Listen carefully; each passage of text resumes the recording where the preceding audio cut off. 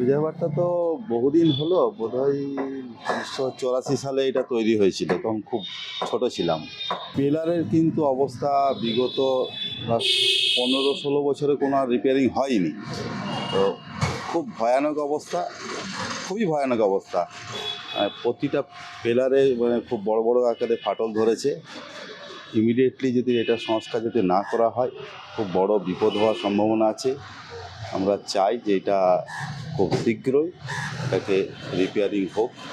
হচ্ছে গভর্নমেন্ট হাসপাতালের পাশে যে বড় রিজার্ভারটা আছে ওভারে, সেটা পিলারগুলো প্রায় একবার ভাঙা অবস্থায় আছে এবং আশেপাশের লোকজন বলছে আমরা এদের সুরক্ষিত মনে হচ্ছে না। এটা অলরেডি আমরা কর্পোরেশন ইঞ্জিনিয়াররা গেছিলো, দেখেওছে জিনিসটা।